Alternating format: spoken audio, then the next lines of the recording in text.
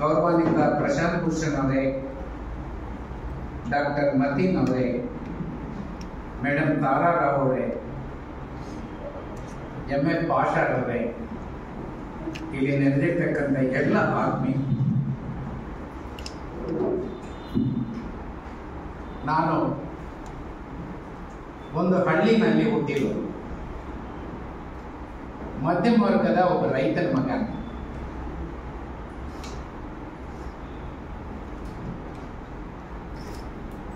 ನಮ್ಮ ತಂದೆ ನಮ್ಮ ತಾತ ಅವರೆಲ್ಲ ಮೇ ಜೂನ್ ನಲ್ಲಿ ಒಂದು ಮಳೆ ಸಿಕ್ಕಿದ್ರೆ ಉಳಿತಾಯ, ಆಮೇಲೆ ಒಂದು ಮಳೆ ಬಂದ್ರೆ ಎರಡನೇ ಉಳುಮೆ, ಮೂರನೇ ಮಳೆ ಸಿಕ್ಕಿದ್ರೆ ಬಿತ್ತನೆ, ಆಮೇಲೆ ಒಂದ್ ಎರಡು ಮಳೆ ಸಿಕ್ಕಿದ್ರೆ ಹಾರ್ವೆಸ್ಟ್. ನಮ್ಮ ಕೋಲಾರ ಜಿಲ್ಲೆಯಲ್ಲಿ ಪ್ರತಿ 5 ವರ್ಷದಲ್ಲಿ 3 ವರ್ಷ ಮಳೆನೇ ಸಿಗುತ್ತೆ. ಆದ್ರೆ ನಮ್ಮ ತಾತ ನಮ್ಮ ಅಜ್ಜ ಅವರೆಲ್ಲ ಯಾವಾಗಲೂ ಉಳಿತಾಯ. ನಾನು ವಯಸ್ಸಿಗೆ ಬಂದ್ಮೇಲೆ ಬೆಳೆ ಬರುತ್ತೆ ಅಂತ ಏನ್ ಗ್ಯಾರಂಟಿ?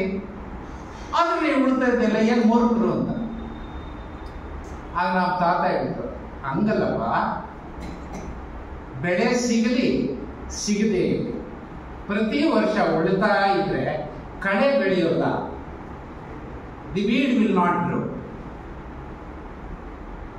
ಹಾಗಾಗಿ ಈ forum for democracy and communal amity ಅನ್ನತಕ್ಕಂಥ ಸಂಸ್ಥೆ ಹಲವು ವರ್ಷಗಳಿಂದ ಇಂಥ ಎಲ್ಲ ಸಂದರ್ಭದಲ್ಲಿ ಕಾರ್ಯಕ್ರಮಗಳನ್ನು ಮಾಡಿ ಇಂಥ ಗಂಭೀರವಾದ ವಿಚಾರಗಳನ್ನು ಎತ್ಕೊಂಡು ಜನರನ್ನು ತೊಡಗಿಸಿ ಒಂದು ಚರ್ಚೆ ಮಾಡಿ, ಈ ಚರ್ಚೆಯಿಂದ ನಮ್ಗೆ ಬೆಳೆ ಬೆಳೆಯುತ್ತೋ ಇಲ್ವೋ, ಆದ್ರೆ ಕಳೆ ಬೆಳೆಯೋದು ನಿಂತೋಗುತ್ತೆ ಅಂತ ಒಳ್ಳೆ ಕೆಲಸ ಮಾಡ್ತಾ ಇದ್ದಾರೆ. ನಾನು ಈ ಫೋರಂ ಫಾರ್ ಕಮ್ಯುನಿಟಿ ಅಮಿಟಿ ಇರ್ತಕ್ಕಂಥ ಈ ಸಂಘನ ನಾನು ತುಂಬ ಹೃದಯದಿಂದ ಅಭಿನಂದಿಸ್ತೀನಿ. ಇಂಥ ಕಾರ್ಯಕ್ರಮಗಳು ನಿರಂತರವಾಗಿ ನಡೆದರೆ ಮಾತ್ರ ನಾವೊಂದು ಸಿವಿಲ್ ಸೊಸೈಟಿ ಜವಾಬ್ದಾರಿಯನ್ನ ಸದಾ ಎಚ್ಚರಿಸೋದಕ್ಕೆ ಸಾಧ್ಯ ಅಂತ ನನ್ನ ಅಭಿಪ್ರಾಯ.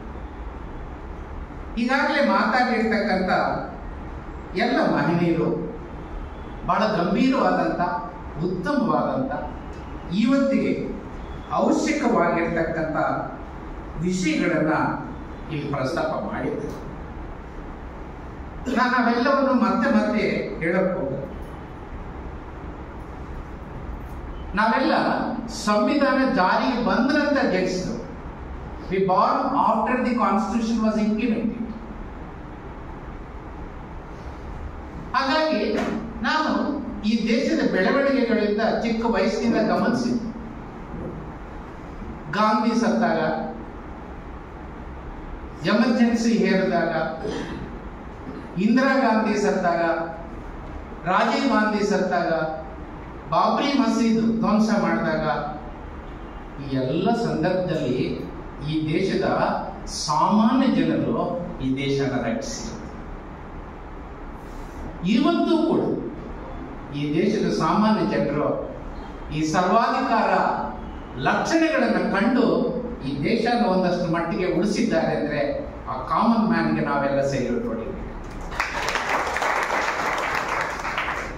ಕಾಮನ್ ಮ್ಯಾನ್ ಎಲ್ಲಾ ಕಠಿಣ ಸಂದರ್ಭಗಳಲ್ಲೂ ದೇಶವನ್ನು ರಕ್ಷಿಸ್ತಾನೆ ಅಂತ ನಾವು ಕೈಕೊತ್ತು ಕೂತ್ಕೊಂಡ್ರೆ ಆಗುತ್ತಾ? ನಮಗೆ ಜವಾಬ್ದಾರಿ ಇಲ್ವಾ? ನಮಗ್ ಜವಾಬ್ದಾರಿ, ಬಹಳ ಮುಖ್ಯವಾದಂತ ಜವಾಬ್ದಾರಿ ಏನು ಅಂತಂದ್ರೆ, ನನ್ನ ಅಭಿಪ್ರಾಯದಲ್ಲಿ ನಮ್ಮಲ್ಲಿ ಇನ್ನೂ 77 ವರ್ಷ ಆಗಿದೆ ಸಂವಿಧಾನ ಜಾರಿ. ಸಂವಿಧಾನದ ಬಗ್ಗೆ ಸರಿಯಾದ ತಿಳುವಳಿಕೆಯನ್ನು ನಾವು ಪಡೆಯಬೇಕು. ಕಳೆದ ಶನಿವಾರ ಭಾನುವಾರ ನಾವೆಲ್ಲ ಒಂದಷ್ಟು ಜನ ಸ್ನೇಹಿತರೆಲ್ಲ ಸೇರಿ ಈ ರಾಜ್ಯದ ಒಂದು 100 ಜನ ಆಹ್ವಾನ ಮಾಡಿ, ಅದರಲ್ಲಿ 80% ಯೂತ್ಸ್, ವೆಲ್ ಎಜುಕೇಟೆಡ್ ಯೂತ್ಸ್, ಅವರಿಗೆ ಸಂವಿಧಾನದ ಬಗ್ಗೆ ಭಾಷಣ ಮಾಡೋದು ಹೆಂಗೆ ಅಂತ 2 ದಿವಸ ತರಬೇತಿ ಕಾರ್ಯಾಗಾರನ್ನ ನಾವು ಹಮ್ಮಿಕೊಳ್ಳೋದು. 100 ಮೆಂಬರ್ಸ್ ಪೈಕಿ 80 ಮೆಂಬರ್ಸ್ ಭಾಷಣ ಮಾಡಿದ್ರು. 5 ನಿಮಿಷ, 6 ನಿಮಿಷ, 8 ನಿಮಿಷ. ಸ್ನೇಹಿತರೆ, ನಾನು 2 ದಿವಸ ಇದ್ದೆ, ಅದನ್ನೆಲ್ಲ ಅಬ್ಸರ್ವ್ ಮಾಡಿದೆ. ಮಾತಾಡದಂತಹ 90% ಜನರಿಗೆ ಸರಿಯಾದ ಅರ್ಥ ಗೊತ್ತಿಲ್ಲ. ಒಂದಷ್ಟು ಜನ ಪ್ರಜಾಪ್ರಭುತ್ವ, ಮತ್ತೊಂದಷ್ಟು ಜನ ಜಾತ್ಯತೀತ, ಮತ್ತೊಂದಷ್ಟು ಜನ ಸಾಮಾಜಿಕ ನ್ಯಾಯ, ಬಹುತ್ವ, ಕಲ್ಯಾಣ ರಾಜ್ಯ, ಲಿಂಗ ಅಸಮಾನತೆ, ಅಸ್ಪೃಶ್ಯತೆ, ಕಾರ್ಮಿಕ ಕಾಯ್ದೆಗಳು, ಈ 22 ಸಬ್ಜೆಕ್ಟ್ಗಳು ಸಂವಿಧಾನದಲ್ಲಿ ಇರ್ತಕ್ಕಂಥವನ್ನೇ ಆಯ್ಕೆ ಮಾಡಿ ನಾವು ಕೊಟ್ಟವಿ. ಅವ್ರು ಮಾತಾಡಿದ್ರು, ಆದರೆ 90% ಇನ್ಕರೆಕ್ಟ್ ಆಗಿ. ಬಹಳ ಮುಖ್ಯವಾಗಿ ಇವತ್ತು ನಮಗೆ ಬೇಕಾಗಿರ್ತಕ್ಕಂಥದ್ದು, ದೇಶದಲ್ಲಿ ಈ ಸಂವಿಧಾನವನ್ನ ಸರಿಯಾದ ರೀತಿ ಓದಿ ಅರ್ಥ ಮಾಡಿಕೊಳ್ಳೋದು ನಮ್ಗೆ ಬೇಕಾಗಿದೆ. ಆ ದಿಕ್ಕಿನಲ್ಲಿ ಇವತ್ತಿನ ಪ್ರಸ್ತುತ ಸ್ಥಿತಿಗೆ ನಾವು ಬಂದಾಗ, ಸ್ವಾತಂತ್ರ್ಯ ಬಂದ ನಂತರ, ಭಾರತ ಗಣರಾಜ್ಯ ಆದ ನಂತರ ಮೊನ್ನೆ ನಡೆದಿದ್ದು 18ನೇ ಲೋಕಸಭಾ ಚುನಾವಣೆ. ಈ ಹಿಂದೆ 17 ಲೋಕಸಭಾ ಚುನಾವಣೆಗಳು. ಪ್ರತಿಯೊಂದು ಚುನಾವಣೆಯನ್ನು ನಾವು ಸಂದರ್ಭ ಗಮನಿಸಿದಾಗ ನಾವು ಈ ದೇಶದ ಜನ ವೋಟ್ ಹಾಕಿ, ಅವ್ರಿಗೆ ಇಷ್ಟ ಬಂದವರು ವೋಟ್ ಹಾಕಿದ್ದಾರೆ. ಬಹುಮತ ಬಂದವರು ಅಧಿಕಾರನ ಅನುಭವಿಸಿ 5 ವರ್ಷ ನಮಗೆ ಆಡಳಿತ ನಡೆಸಿದ್ದಾರೆ. ಕೆಲವರು 2 ವರ್ಷ 3 ವರ್ಷಕ್ಕೆ ಬಿದ್ದೋಗಿ ಆವಾಗ ಮತ್ತೆ ಎಲೆಕ್ಷನ್ ನಮ್ಮ ಮೇಲೆ ಹೇರಿದ್ದಾರೆ. ಇಲ್ಲಿ ಅದು ಒಂದು ಪಕ್ಕ. ಆದರೆ ಈ ಎಲ್ಲ ಎಲೆಕ್ಷನ್ಗಳಲ್ಲಿ ನಾವು ಕಂಡಂತದ್ದು ಏನು ಅಂತಂದ್ರೆ, ಭಾವೋದ್ವೇಗ ವಿಷಯಗಳೇ ಹೆಚ್ಚು ಪ್ರಧಾನವಾಗಿ ಚರ್ಚೆ ಆಗುವುದು, ಬದುಕಿನ ವಿಷಯಗಳು ಹಿಂದಕ್ಕೆ ಸರಿ. ನನ್ನ ಅಭಿಪ್ರಾಯದಲ್ಲಿ ಭಾರತದ ಸಂವಿಧಾನದಲ್ಲಿ ಪ್ರಜಾಪ್ರಭುತ್ವ ಅಂದ್ರೆ ಅದು ಕೇವಲ ರಾಜಕೀಯ ಪ್ರಜಾಪ್ರಭುತ್ವ ಅಲ್ಲ. ರಾಜಕೀಯ ಪ್ರಜಾಪ್ರಭುತ್ವವೂ ಹೌದು, ಅದು ಆರ್ಥಿಕ ಪ್ರಜಾಪ್ರಭುತ್ವನೂ ಮತ್ತು ಸಾಮಾಜಿಕ ಪ್ರಜಾಪ್ರಭುತ್ವವನ್ನು ಒಳಗೊಂಡಿದೆ. The democracy under the Indian Constitution means and includes political democracy, economic democracy and social democracy. ಕಳೆದ 77 ವರ್ಷಗಳಲ್ಲಿ ಬಹುಪಾಲ ನಾವು ಚರ್ಚೆ ಮಾಡಿದ್ದು ರಾಜಕೀಯ ಪ್ರಜಾಪ್ರಭುತ್ವ. ಎಲೆಕ್ಷನ್ ಬಂದಾಗ ಎಕನಾಮಿಕ್ ಇಶ್ಯೂಸ್ ಡಿಬೇಟ್ ಆಗೋದಿಲ್ಲ, ಸೋಷಿಯಲ್ ಇಶ್ಯೂಸ್ ಡಿಬೇಟ್ ಆಗೋದಿಲ್ಲ. ಮತ್ತು ಎಕನಾಮಿಕ್ ಅಂಡ್ ಸೋಷಿಯಲ್ ಇಶ್ಯೂಸ್ ಅನ್ನ ನಾವು ಪೊಲಿಟಿಕಲ್ ಡೆಮಾಕ್ರಸಿಗೆ ಲಿಂಕ್ ಮಾಡಲೇ ಇಲ್ಲ. ಹಾಗಾಗಿ ಎಲೆಕ್ಷನ್ ಬಂದ್ರೆ ಮಂದಿರ ವಿಚಾರ ಬರುತ್ತೆ, ಮಸ್ಜಿದ್ ವಿಚಾರ ಬರುತ್ತೆ, ಫಾರಿನ್ ನ್ಯಾಷನಾಲಿಟಿ ಬರುತ್ತೆ, ದೇಶಭಕ್ತ ದೇಶದ್ರೋಹ ಬರುತ್ತೆ, ಕಾಮನ್ ಸಿವಿಲ್ ಕೋಡ್ ಬರುತ್ತೆ, ಗೋಹತ್ಯೆ ನಿಷೇಧ ಕಾಯ್ದೆ ಬರುತ್ತೆ, ಅನ್ಎಂಪ್ಲಾಯ್ಮೆಂಟ್ ಬರೋಲ್ಲ. ಮಹಿಳೆಯರ ಮೇಲೆ, ದಲಿತರ ಮೇಲೆ ನಡೀತಕ್ಕಂಥ ದೌರ್ಜನ್ಯಗಳ ಚರ್ಚೆಗೆ ಬರೋಲ್ಲ. ಅಲ್ಪಸಂಖ್ಯಾತರು ಅಭದ್ರತೆಯಲ್ಲಿ ಬದುಕ್ತಾ ಇದ್ದಾರೆ ಅಂತಕ್ಕಂಥದ್ದು ಚರ್ಚೆಗೆ ಬರೋಲ್ಲ. ಕೃಷಿ ಬಿಕ್ಕಟ್ಟು ಚರ್ಚೆಗೆ ಬರೋಲ್ಲ.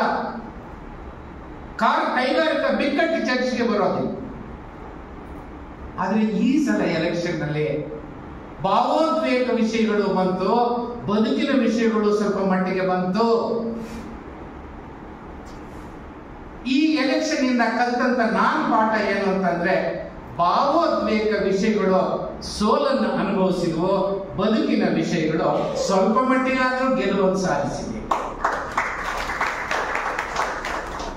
ಈಗ ಬೇಕಾಗಿರ್ತಕ್ಕಂಥದ್ದು, ನಾವು ಪ್ರಜಾಪ್ರಭುತ್ವದ ಬಗ್ಗೆ ಚರ್ಚೆ ಮಾಡಬೇಕು ಅಂತಂದ್ರೆ ಆರ್ಥಿಕ ವಿಷಯಗಳ ಬಗ್ಗೆ ಚರ್ಚೆ ಮಾಡಬೇಕಾಗಿದೆ, ಸಾಮಾಜಿಕ ವಿಷಯಗಳ ಬಗ್ಗೆ ಚರ್ಚೆ ಮಾಡಬೇಕಾಗಿದೆ, ನಮ್ಮ ಬದುಕಿನ ವಿಚಾರಗಳ ಬಗ್ಗೆ ಚರ್ಚೆ ಮಾಡಬೇಕಾಗಿದೆ. ಅದನ್ನ ರಾಜಕೀಯ ಪ್ರಜಾಪ್ರಭುತ್ವದ ಜೊತೆ ನಾವು ಸಮೀಕರಿಸಬೇಕಾಗಿದೆ.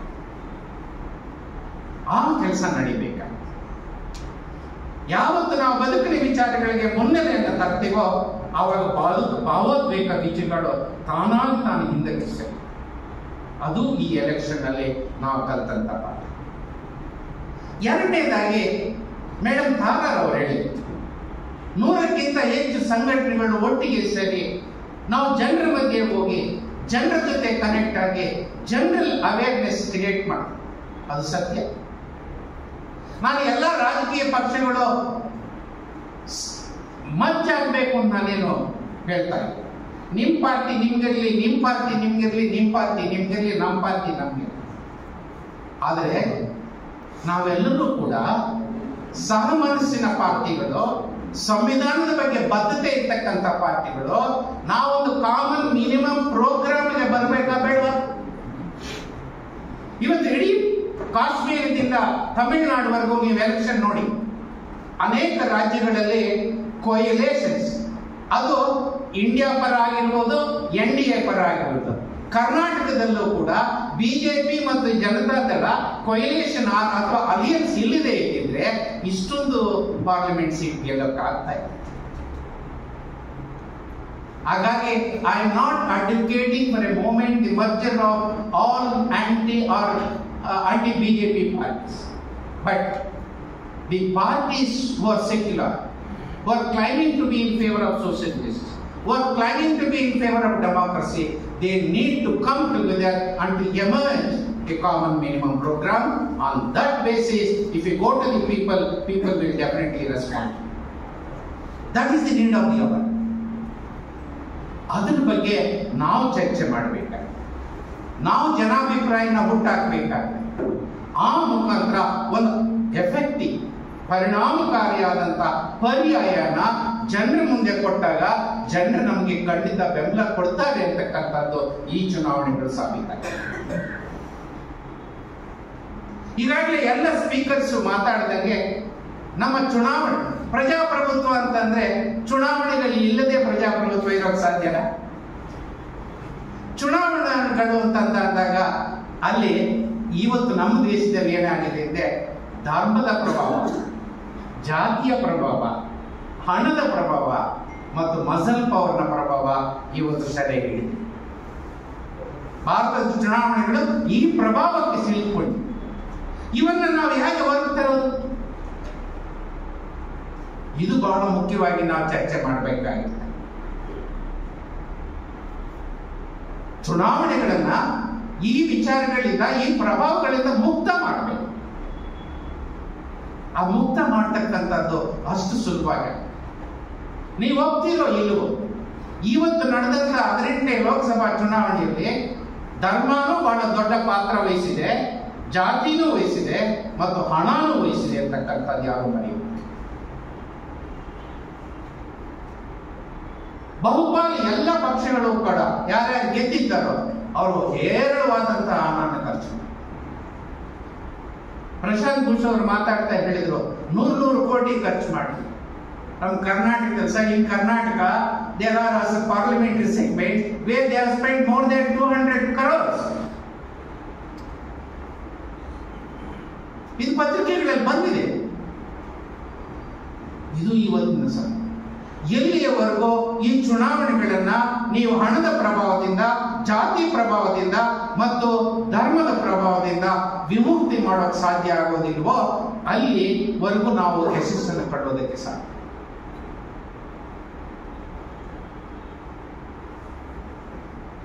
ಬೆಂಕಿಯನ್ನು ಹಚ್ಚೋದು ಸುಲಭವೇ, ಆದ್ರೆ ಬೆಳಕನ್ನು ಕೊಡೋದು, ಹಚ್ಚೋದು ಇಷ್ಟು ಕಷ್ಟ. ಹಾಗಾಗಿ ಕೆಟ್ಟದ್ದು ಬಹಳ ಬೇಗ ಜನರಿಗೆ ಹೋಗ್ಬಿಡುತ್ತೆ, ಒಳ್ಳೇದು ಹೋಗೋದು ನಿಧಾನ. ಆ ಒಳ್ಳೇದು ಹೋಗ್ಬೇಕು ಅಂತ ಅನ್ನೋದ್ರೆ ನಾವು ಹೆಚ್ಚು ಶ್ರಮ ವಹಿಸ್ತೀವಿ. ಆ ದಿಕ್ಕಿನಲ್ಲಿ ಪ್ರಶಾಂತ್ ಬೂದ್ ಅವರು ಪ್ರಪೋಸ್ ಮಾಡಿದಂತ proportionate representation, proportionality of representation in politics ಅನ್ನೋದ್ರ ಬಗ್ಗೆ ನಾವು ಯಾವುದೋ ದೇಶದ ಮೇಲೆ ಕಾಪಿ ಮಾಡಿ ಅಂತ ನಾನು ಹೇಳ್ತಾ ಇಲ್ಲ, ಆದರೆ ಅದರ ಬಗ್ಗೆ ಒಂದು ಸಮಗ್ರವಾದಂತಹ ಚರ್ಚೆ ಆಗ್ಬೇಕಾಗುತ್ತೆ, ಒಂದು ಡೆಮೋಕ್ರಾಟಿಕ್ ಡಿಬೇಟ್ ಆಗ್ಬೇಕಾಗುತ್ತೆ. ನಾವು ನಮ್ಮ ದೇಶಕ್ಕೆ ಯಾವುದು ಸೂಟಬಲ್ ಅಂತಕ್ಕಂಥದ್ದನ್ನ ನಾವು ಇವತ್ತು ಅದರಲ್ಲಿ ಕಂಡುಕೋಬೇಕಾಗುತ್ತೆ. ಇನ್ನೊಂದು ಗಂಭೀರವಾದಂತಹ ವಿಚಾರ ನಾವು ಎಲೆಕ್ಷನ್ ಕಳಿಬೇಕಾದಂತ ಪಾಠ ಏನು ಅಂತಂದ್ರೆ, the representation of women and the representation of minorities has come down. ಈ ಹಿಂದಿನ ಚುನಾವಣೆಗಳಿಗಿಂತ ಈ ಚುನಾವಣೆಯಲ್ಲಿ ಮಹಿಳಾ ಪ್ರಾತಿನಿಧ್ಯ ಕಡಿಮೆ ಆಗಿದೆ, ಅಲ್ಪಸಂಖ್ಯಾತರ ಪ್ರಾತಿನಿಧ್ಯ ಕಡಿಮೆ ಆಗಿದೆ. ನಾವು ಇದನ್ನು ಓವರ್ಕಮ್ ಆಗ್ಬೇಕಾ ಬೇಡ? ಇದನ್ನು ಓವರ್ಕಮ್ ಆಗೋದಕ್ಕೆ ನಮ್ಮ ಹತ್ರ ಏನ್ ಕಾರ್ಯತಂತ್ರ ಇದೆ? What is the working plan? ಇದ್ರ ಬಗ್ಗೆ ನಾವು ಚರ್ಚೆ ಮಾಡಬೇಕು. ಈಗ ನೋಡಿ, 1 ವರ್ಷದ ಹಿಂದೆ ಮಹಿಳಾ ಮೀಸಲಾತಿಗೆ ಸಂಬಂಧಪಟ್ಟಂಗೆ ಪಾರ್ಲಿಮೆಂಟ್ ನಲ್ಲಿ ಒಂದು ವಿಶೇಷ ಅಧಿವೇಶನ ಕರೆದು, ಸ್ಪೆಷಲ್ ಸೆಷನ್. ನಾನು ಅಂದ್ಕೊಂಡೆ ಸ್ಪೆಷಲ್ ಸೆಷನ್ಸ್ ಅಂದ್ರೆ ಇಮಿಡಿಯೇಟ್ ಆಗಿ ಜಾರಿಗೆ ತರ್ತಾರಂತ. ಸ್ಪೆಷಲ್ ಸೆಷನ್ ಕರೆದ್ರು, ಬಿಲ್ ಪಾಸ್ ಮಾಡಿದ್ರು. ಆದ್ರೆ ಅದಕ್ಕೊಂದು ಇದಾಗಿ ಒಂದು ಕೊಕ್ಕೆ ಆಗಿ ಏನು ಅಂತಂದ್ರೆ, ಈ ಎಲೆಕ್ಷನ್ ಅಲ್ಲ, ಮುಂದಿನ ಎಲೆಕ್ಷನ್. ಈಗ ಮತ್ತೊಂದು ಹೇಳ್ತಾರೆ, ಸೆನ್ಸಸ್ ಆಗ್ಬೇಕು, ಡಿಲಿಮಿಟೇಷನ್ ಆಗ್ಬೇಕು, ಆಮೇಲೆ ಮಹಿಳಾ ಸೀಟ್ಗಳಲ್ಲಿ ರಿಸರ್ವ್. ನನಗೆ 30 ನೆಕ್ಸ್ಟ್ ಪಾರ್ಲಿಮೆಂಟ್ ಎಲೆಕ್ಷನ್ಗೂ ಇದು ಬರುತ್ತೆ ಅಂತ ಗ್ಯಾರಂಟಿ. 2011ರಲ್ಲಿ ಆಗಿರೋದು ಸೆನ್ಸಸ್, 2024ನಲ್ಲಿ ಪ್ರತಿ 10 ವರ್ಷಕ್ಕೆ ಒಂದ್ಸಲ ಸೆನ್ಸಸ್ ನಡಿಬೇಕು. ಇಂಡಿಯನ್ ಸೆನ್ಸಸ್ ಆಕ್ಟ್ ಪ್ರಕಾರ. ಆದ್ರೆ 14 ವರ್ಷ ಆದರೂ ಕೂಡ ಇನ್ನೂ ಮುಗಿಲಿಲ್ಲ, ಇನ್ನ ಪ್ರಾರಂಭ ಮಾಡಲಿಲ್ಲ. ಮತ್ತೊಂದು ಸೆನ್ಸಸ್ ಅಂತಂದ್ರೆ ಇನ್ ಯಾವಾಗ ಮಾಡ್ತಾರೆ ಅವರು? ಇನ್ನು 4-5 ವರ್ಷದಲ್ಲಿ ಮಾಡ್ತಾರೆ ಅಂತ ಏನ್ ಗ್ಯಾರಂಟಿ? ಮಾಡಿದ್ರೆ ಕೂಡ ಸರ್ಕಾರ ಇದು ಸರಿ ಇಲ್ಲ ಅಂತ ತಿರಸ್ಕಾರ ಮಾಡಿಬಿಟ್ರೆ ನೋಡಿ, ಈ ಪ್ರಶ್ನೆ ಇದೆ. ಹಾಗಾಗಿ ಮಹಿಳೆಯರಿಗೆ, ಅಲ್ಪಸಂಖ್ಯಾತರಿಗೆ ಹೆಚ್ಚು ಪ್ರಾತಿನಿಧ್ಯ ಸಿಗುವಂತ ಒಂದು ಎಲೆಕ್ಟ್ರೋಲ್ ರಿಫಾರ್ಮ್ಸ್ ಅನ್ನು ನಾವು ಕಂಡಿದ್ದೀವಿ. ಈ ವಿಚಾರದಲ್ಲಿ ಬಹಳ ಗಂಭೀರವಾದಂತಹ ಚರ್ಚೆ ಅವಶ್ಯಕತೆ ಇದೆ ಅಂತ ನಾನು ಕಂಡುಕೊಂಡೆ. ಇದರೆಲ್ಲರ ಜೊತೆಗೆ ಇವತ್ತು ಸ್ನೇಹಿತರೆ, ಪ್ರಜಾಪ್ರಭುತ್ವದಲ್ಲಿ ಧರ್ಮ, ಜಾತಿ, ಹಣ, ಭ್ರಷ್ಟಾಚಾರ, ಅಪರಾಧೀಕರಣ ಇವೆಲ್ಲವೂ ಇದೆ. ಪಾರ್ಲಿಮೆಂಟ್ ನಡೆದಿರೋದನ್ನ ನೀವು ನೋಡಿದ್ದೀರಾ. ಅಸೆಂಬ್ಲಿಗಳು 3 ದಿವಸ ನಡೀತಾ ಇರೋದನ್ನು ನೋಡಿದ್ದೀರಾ. 5 ನಿಮಿಷ ಕೂತು ಕಾಮಾಗಿ ಒಂದು ಚರ್ಚೆ ಮಾಡಲಿಲ್ವಲ್ರಿ? 5 ನಿಮಿಷ. ಇಂತಹ ಒಂದು ಸಂದರ್ಭ ನೀವು ಟಿವಿನಲ್ಲಿ ನೋಡ್ತಾ ಇದ್ದೀರಲ್ಲ, ನಮ್ಮ ಕರ್ನಾಟಕದ ಅಸೆಂಬ್ಲಿ ಚರ್ಚೆಗಳನ್ನು, ಅವ್ರು ಬಳತಕ್ಕಂಥ ಭಾಷೆ ನೋಡ್ತಾ ಇದ್ದೀರಾ ನೀವು? ಇಂತಹ ಒಂದು ಸಂದರ್ಭದಲ್ಲಿ ನಮಗೆ ಸ್ನೇಹಿತರೆ ಇಷ್ಟೆಲ್ಲ ಪ್ರಜಾಪ್ರಭುತ್ವಕ್ಕೆ ಲೋಪದೋಷಗಳಿಗೆ ಇದ್ರೂ ಕೂಡ ನಮ್ಗೆ ಇದಕ್ಕೆ ಆಲ್ಟರ್ನೇಟಿವ್ ಇದೆ. Despite all these weaknesses in parliamentary democracy, nobody is speaking about alternative to this parliamentary democracy. ನನ್ನ ಹತ್ರ ಹಂಗಿದ್ರೆ ನಾವೇನ್ ಮಾಡಬೇಕು? ಇರ್ತಕ್ಕಂಥ ಪಾರ್ಲಿಮೆಂಟರಿ ಡೆಮಾಕ್ರಸಿನಲ್ಲಿ ಇರ್ತಕ್ಕಂಥ ಈ ಇವಿಲ್ಸ್ ಏನಿದೆ ಅದನ್ನು ತೊಲಗಿಸಬೇಕಾಗಿದೆ, ಅದನ್ನು ಗಟ್ಟಿಗೊಳಿಸಬೇಕಾಗಿದೆ, ಅದನ್ನ ಮತ್ತಷ್ಟು ಉತ್ತಮಗೊಳಿಸಬೇಕು. ನಮ್ಗೆ ಆಲ್ಟರ್ನೇಟಿವ್ ಇಲ್ಲ. ಏನ್ ಡಿಕ್ಟೇಟರ್ಶಿಪ್ ಹೋಗೋಣ, ಮಿಲಿಟರಿ ಆಡಳಿತಕ್ಕೆ ಹೋಗೋಣವಾ, ಪಾಳೆಗಾರಿ ಪದ್ಧತಿಗೆ ಹೋಗೋಣವಾ, ಸರ್ವಾಧಿಕಾರಿಗೆ ಹೋಗೋಣವಾ? ಇಲ್ಲ. ಇವತ್ತು ನಮ್ಮ ದೇಶದಲ್ಲಿ ಮಾತ್ರ ಅಲ್ಲ, ಇಡೀ ಜಗತ್ತಿನ ಅನೇಕ ದೇಶಗಳಲ್ಲಿ ಪ್ರಜಾಪ್ರಭುತ್ವಗಳು ಇವತ್ತು ಅನೇಕ ಸವಾಲುಗಳನ್ನು ಎದುರಿಸ್ತಾ ಇವೆ. ಆ ದೇಶಗಳಲ್ಲೂ ಕೂಡ ಪ್ರಜಾಪ್ರಭುತ್ವಕ್ಕೆ ಪರ್ಯಾಯ ಏನು ಅಂತ ಯಾರೂ ಮಾತಾಡ್ತಾ ಇಲ್ಲ. ನಮ್ಮ ದೇಶದಲ್ಲೂ ಯಾರು ಮಾತಾಡ್ತಾ ಇಲ್ಲ. ಹಾಗಾಗಿ ಇರ್ತಕ್ಕಂಥ ಪ್ರಜಾಪ್ರಭುತ್ವನ ಉಳಿಸ್ಕೊಂಡು ನಾವು ಅದನ್ನ ಇರ್ತಕ್ಕಂಥ ಲೋಪದೋಷಗಳನ್ನ ಸರಿದಿಟ್ಕೊಂಡು ಮುಂದುವರಿಯುವುದೇ ನಮ್ದ. ಅದು ಒಂದೇ, ಅದು ಪ್ರಜಾಪ್ರಭುತ್ವ ಅನ್ನಬಹುದು, ಜಾತ್ಯತೀತ ಅನ್ನಬಹುದು, ಸಾಮಾಜಿಕ ನ್ಯಾಯ ಅನ್ನೋದು, ಕಲ್ಯಾಣ ರಾಜ್ಯ, ಬಹುತ್ವ, ಫೆಡರಲ್ ವ್ಯವಸ್ಥೆ, ಈ ಪ್ರತಿಯೊಂದಕ್ಕೂ ಏಟು ಬಿದ್ದಿದೆ.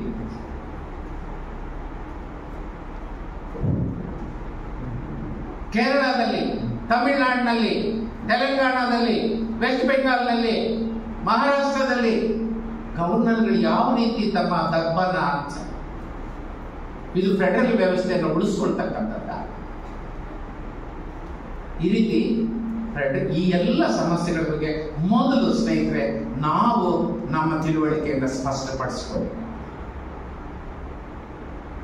ಈ ವಿಚಾರಗಳ ಬಗ್ಗೆ ನಾವು ತಿಳುವಳಿಕಷ್ಟಾಗಬೇಕು, ಜನರಿಗೆ ಈ ವಿಚಾರಗಳನ್ನು ತಿಳಿಸಬೇಕು. 5.5 ವರ್ಷಗಳ ಹಿಂದೆ ನಾನೊಂದು ಪುಸ್ತಕ ಬರೆದು ಈ ರಾಜ್ಯದ ಜನತೆಯ ಮುಂದೆ ಹೋದೆ, ಒಂದು ಅಭಿಯಾನ ನಾನು ನನ್ನ ಬಳಗ ನಡೆಸಿ, ಬೀರ್ ಭಾಷಾ, ನಾವು ಉಮೇಶ್ ಇಂತ ಅನೇಕ ಜನರು ಇಲ್ಲಿ ಕೂತಿದ್ದಾರೆ. ನಾವೆಲ್ಲ ಈ ರಾಜ್ಯ ಸುತ್ತಾಡ್ತೀವಿ. ನಮಗೆ ಅನುವಾದಂತ ಅನುಭವ ಇದ್ರೆ ಈ ರಾಜ್ಯದ ಜನರಲ್ಲಿ ಸಂವಿಧಾನದ ಬಗ್ಗೆ ತಿಳ್ಕೋಬೇಕು ಅಂತ ಹಸಿವಿದ್ದೀರಿ. They want to know, but ಯಾರೋ ಹೇಳ್ತಾ ಇದ್ದಾರೆ. ಹೇಳೋದಕ್ಕೆ ಮುಂಚೆ ನಾವು ತಿಳ್ಕೋಬೇಕಲ್ಲ. ನಾನು ಕಳೆದ 5.5 ವರ್ಷದಲ್ಲಿ 1,500 ಕಾನ್ಸ್ಟಿಟ್ಯೂಷನ್ ಬಗ್ಗೆ ಉಪನ್ಯಾಸ ಕೊಟ್ಟಿದ್ದೀನಿ. ಎಲ್ಲ ಉಪನ್ಯಾಸಗಳು ಕೊನೆಯಲ್ಲಿ ಒಂದು ಇಂಟ್ರಾಕ್ಷನ್ ಅಲ್ಲಿ ಮುಕ್ತಾಯ ಆಗುತ್ತೆ. ನಾನು ಎಲ್ಲ ಇಂಟ್ರಾಕ್ಷನ್ ಪ್ರೋಗ್ರಾಮ್ನಲ್ಲಿ ಕೇಳಿದ್ದೀನ, ಎಷ್ಟು ಜನ ಸಂವಿಧಾನ ಓದ್ಕೊಂಡಿದ್ದೀರಾ, ಅರ್ಥ ಮಾಡ್ಕೊಂಡಿದ್ದೀರಾ, ಅದರಂತೆ ನಡ್ಕೊಳ್ತಾ ಇದ್ದೀರಾ ಅಂತ ಕೈ ಎತ್ತಿ ಇದ್ರಿದ್ರೆ ಒಬ್ಬರಿ. I am sure even in this ಇದು ರಿಯಾಲಿಟಿ. ಹಾಗಾಗಿ ಜನರಿಗೆ ನಾವು ತಿಳಿಸ್ಬೇಕು. ಜನರಿಗೆ ತಿಳಿಸೋ ಬದಲು ನಾವು ತಿಳ್ಕೋಬೇಕು. ಹಾಗಾಗಿ ನಮಗೆ ಬೇರೆ ಮಾರ್ಗನೇ.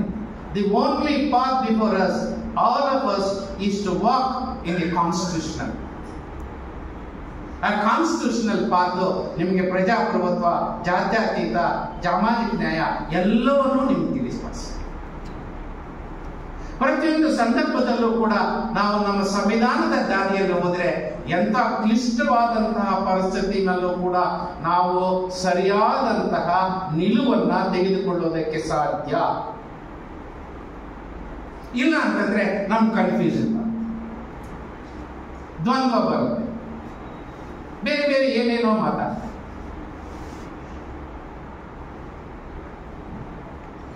ನಾವು ಈ ಎಲೆಕ್ಷನ್ ನಲ್ಲಿ ಒಂದಷ್ಟು ಸಕ್ಸಸ್ ಆಗಿದ್ದೀವಿ ಅಂತ ನಾವು ಖುಷಿ ಪಟ್ಟು ಸುಮ್ಮನೆ ಇರ್ತಕ್ಕಂಥ ದಿವಸ ಅಲ್ಲ.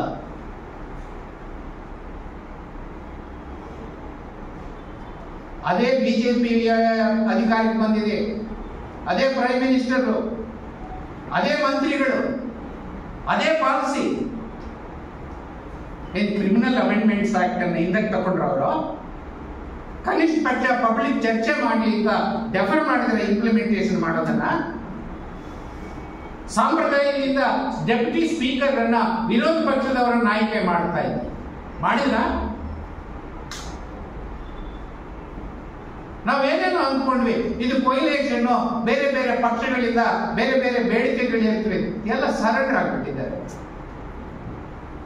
ಅವ್ರು ಕೊಟ್ಟಿದ್ದು ತಗೊಂಡು, ನಮಸ್ಕಾರ ಸ್ವಾಮಿ, ನೀವು ಹೇಳ್ದಂಗೆ ನಾವು ಹೋಗ್ತೀವಿ. ಇದು ಇವತ್ತಿನ ಪರಿಸ್ಥಿತಿ. ಹಾಗಾಗಿ ನಮ್ಮ ಮೇಲೆ ಬಹಳ ದೊಡ್ಡ ಜವಾಬ್ದಾರಿ ಇದೆ. ನಾವು ಈ ದಿಕ್ಕಿನಲ್ಲಿ ಜನರಲ್ಲಿ ಅವೇರ್ನೆಸ್ ಹೆಚ್ಚಿಸಬೇಕಾಗ, ಜನರನ್ನ ನಾವು ಎಂಪವರ್ ಮಾಡಬೇಕಾಗಿ, ಜನರು ಸರಿಯಾದಂತ ತಿಳುವಳಿಕೆಯನ್ನು ಪಡೆದ್ರೆ ಅವ್ರು ಸರಿಯಾದಂತ ತೀರ್ಮಾನ ತಗೊಳ್ತಾರೆ. ಆ ಕೆಲಸನ ನಾವು ಮಾಡಬೇಕು. ನಾವು ಒಬ್ಬೊಬ್ಬರಾಗೂ ಮಾಡೋದಕ್ಕೆ ಸಾಧ್ಯ ಇದೆ. ನಾವು ಒಂದಷ್ಟು ಜನ ಸೇರಿ ಒಂದು ಗುಂಪಾಗಿ ಮಾಡೋಕೆ ಸಾಧ್ಯ. ಕನಿಷ್ಠ ಪಕ್ಷ ಒಂದು ದಿವಸಕ್ಕೆ ಒಬ್ಬೊಬ್ಬರು 10 ಸಂವಿಧಾನ ಪುಸ್ತಕನ ಮಾರಿದ್ರೆ ಸಾಕ್ರಿ ದೇಶದಲ್ಲಿ.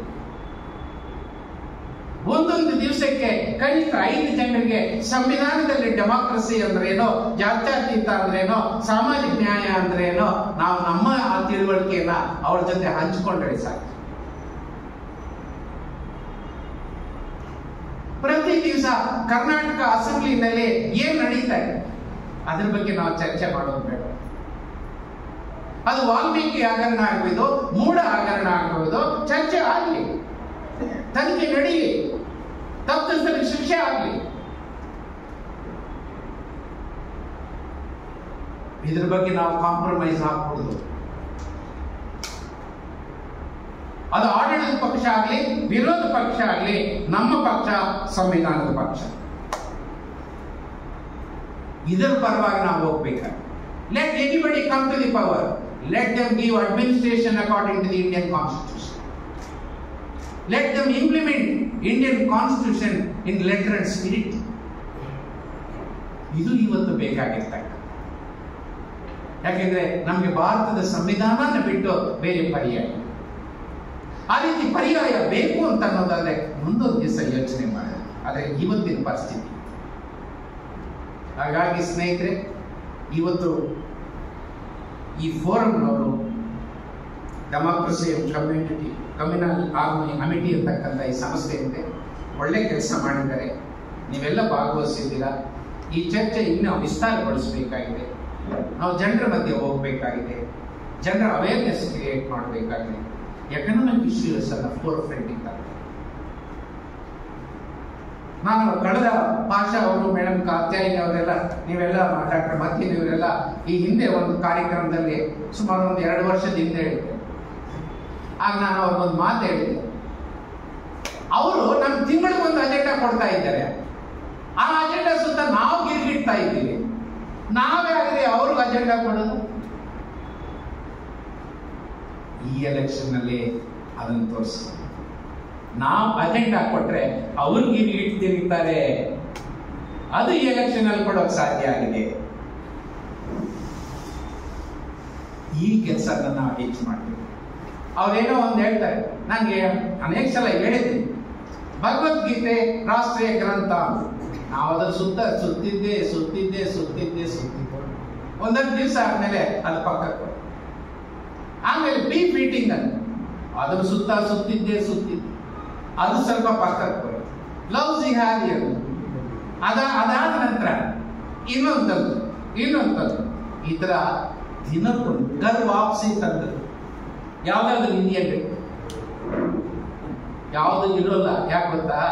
ನಮ್ಮ ಅನ್ನ ಹಸಿವು ಮುಖ್ಯ, ನಮ್ಮ ಶಿಕ್ಷಣ ಮುಖ್ಯ, ನಮ್ಮ ಆರೋಗ್ಯ ಮುಖ್ಯ, ನಮ್ಮ ಉದ್ಯೋಗ ಮುಖ್ಯ, ನಮ್ಮ ವಸತಿ ಮುಖ್ಯ, ನಮ್ಮ ಸಾರಿಗೆ ಮುಖ್ಯ. ಈ ಬದುಕಿನ ವಿಷಯಗಳಿಗೆ ನಾವು ಆದ್ಯತೆ. ಸ್ವಲ್ಪ ಮಟ್ಟಿಗೆ ಈ ಚುನಾವಣೆಯಲ್ಲಿ ಆ ಕೆಲಸ ನಡೆದಿದೆ. ಅದು ಹೆಚ್ಚು ಪ್ರಮಾಣದಲ್ಲಿ ಆಗಬೇಕು. ಕೇವಲ ಆರ್ಥಿಕ ವಿಚಾರಗಳು ಮಾತ್ರ ಅಲ್ಲ, ಸಾಮಾಜಿಕ ವಿಚಾರಗಳು. ಅಟ್ರಾಸಿಟೀಸ್ ಆನ್ ವುಮೆನ್ ಆಗ್ಬೋದು, ಅಟ್ರಾಸಿಟೀಸ್ ಆನ್ ದಲಿತ್ಸ್ ಆಗ್ಬೋದು, ಅಟ್ರಾಸಿಟೀಸ್ ಆನ್ ಮೈನಾರಿಟೀಸ್ ಆಗ್ಬೋದು. ಮೈನಾರಿಟೀಸು, ದಲಿತರು, ಮಹಿಳೆಯರು ಅಭದ್ರತೆಯಿಂದ ಬದುಕ್ತಕ್ಕಂಥದ್ದ ಎಲ್ಲ ಸ್ಪೀಕರ್ಸ್ ಹೇಳಿದಾಗೆ ಡೆಮಾಕ್ರೆಟಿಕ್ ಇನ್ಸ್ಟಿಟ್ಯೂಷನ್ಸ್ ಬಗ್ಗೆ ನಾವು ಈ ರೀತಿ ಈ ವಿಷಯಗಳಿಗೆ ಆದ್ಯತೆ ಕೊಟ್ಟರೆ ಖಂಡಿತವಾಗಿಯೂ ಭಾವೋದ್ವೇಗ ವಿಜಯಗಳು ಹಿಂದಕ್ಕೆ ಸರಿಯುತ್ತವೆ. ಅವು ಖಂಡಿತವಾಗಿಯೂ ಸೋಲನ್ನು ಅನುಭವಿಸ್ತವೆ. ಜಗತ್ತಿನಲ್ಲಿ ಎಂದೂ ಕೂಡ ಅವು ಶಾಶ್ವತವಾಗಿ ಗೆಲ್ಲೋದು. ಈ ಸತ್ಯ ನಾವು ಅರ್ಥ ಮಾಡಿಕೊಂಡು ನಾವು ಸಂವಿಧಾನದ ದಾರಿಯಲ್ಲಿ ಹೋಗೋಣ. ಇಂಥ ಕೆಲಸಗಳು ಹೆಚ್ಚು ನಡೀಲಿ ಅಂತ ಆಶಿಸುತ್ತಾ ಈ ಕಾರ್ಯಕ್ರಮದಲ್ಲಿ ಅವಕಾಶ ಕೊಟ್ಟಂತ ನಿಮ್ಮೆಲ್ಲರಿಗೂ ವಂದಿಸಿ ನಾನು ಮಾತನ್ನು ಮುಗಿಸ್ತೀನಿ. ನಮಸ್ಕಾರ.